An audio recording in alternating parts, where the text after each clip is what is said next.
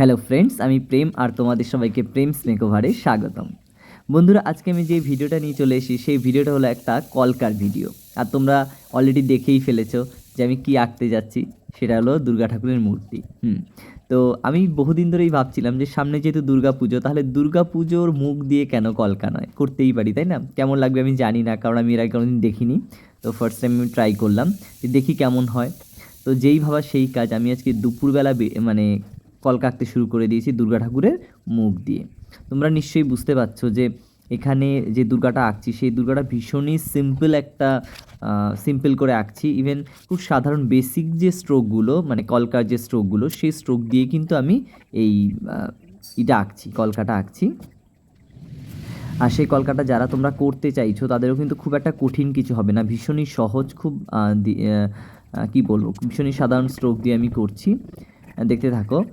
আর তোমরা দেখো, তোমরা যদি কেউ ট্রাই করো অবশ্যই করবে ভীষণ খুব সিম্পল স্ট্রোক দিয়ে করার চেষ্টা করবে, কারণ যখনই কোনো কঠিন স্ট্রোক ইউজ করতে যাবে তখনই কী হবে, দুর্গা ঠাকুরের যে মুখটা সেটাই কিন্তু ঢেকে যাবে আর সেটা অস্পষ্ট হয়ে যাবে। কারণ দুর্গা ঠাকুরের মুখটাকে বোঝানোর জন্য বা স্পষ্ট মানুষ যাতে দেখে বুঝতে পারে মাঝখানে একটা দুর্গা ঠাকুরের মুখ আছে, তার জন্য কিন্তু তোমাদের খুব বেশি ঘিঞ্জি বা বেশি ঘন ঘন স্ট্রোক বা প্রচুর কঠিন কঠিন স্ট্রোক ইউজ করলে কিন্তু সেটা দেখতে খারাপ লাগবে বা সেটা হয়তো ভালো হবে না। তো তোমরা দেখতেই পাচ্ছ আমি মুখটা আমার আঁকা হয়ে গেছে, মোটামুটি যেটুকু করা হয়ে গেছে। তো এরপর আমি দুপাশে দুটো লাইন টেনে নিয়েছি আর লাইনের মাঝে মাঝে আমি কিছু ডট দিয়ে নিয়েছি। যে ডটগুলো আমার প্রথমেই দেয়া ছিল, কারণ এই ডটগুলো দিলে আমার যে লাইনটা টানতে সুবিধা হবে, তার জন্য আমি ডটগুলো আগে থাকতেই দিয়ে নিয়েছি। যখন ডটগুলো দিয়েছি তারপরে মনে হয়েছে যে আমি ডটগুলোর সঙ্গে যদি আমি কিছু ডিজাইন অ্যাড করি তাহলে ডটগুলোর আলাদা করে বোঝা যাবে না। তো সেই ডটগুলো দিয়ে আমি ডিজাইন করে নিয়েছি। তো মাঝে মাঝে আমি পদ্মের কিছু মোটিভ দিয়ে নিয়েছি। তো পদ্মের মোটিভ দিয়ে তারপরে আমি তার সঙ্গে কিছু ছোটোখাটো কিছু ডিজাইন করে কলকাটাকে রেডি করছি। তোমরা দেখতেই পাচ্ছ কলকাটা কেমন হচ্ছে।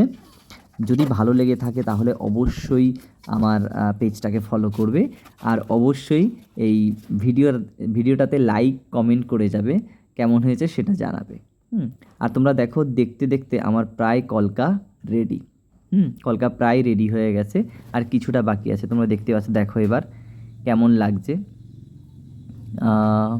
ভীষণ সিম্পল একটা, মানে তোমরা যদি ঠিকমতো একটু ভালো করে ভিডিওটাকে ফলো করো তাহলে কিন্তু বুঝতে পারবে খুবই সহজভাবেই আমি করছি, খুব একটা কঠিন কিছু করছি না, খুব সহজভাবে করছি আর খুব একটা কঠিন স্ট্রোকও ইউজ করছি না। দেখো, আমি বারবার একই কথা বলছি, তোমরা যারা করবে, নতুন যারা করতে চাইছো বা শুরু করছো, তারা কিন্তু এই ধরনের ডিজাইনগুলো করতে গেলে প্রথমে একটু ঘাবড়ে যাবে বা কত ঘন ঘন কী সব করেছে, কিন্তু ব্যাপারটা একদমই সেরকম নয়। একটু ভালো করে একটা স্ট্রোক ভালো করে দেখো, একটা স্ট্রোক দেখার পরে দেখবে পরের স্ট্রোকটা অনেক, মানে করতে গিয়ে খুব ইজি হবে এবং পরপর মালার মতো গাঁথলে সেম হবে।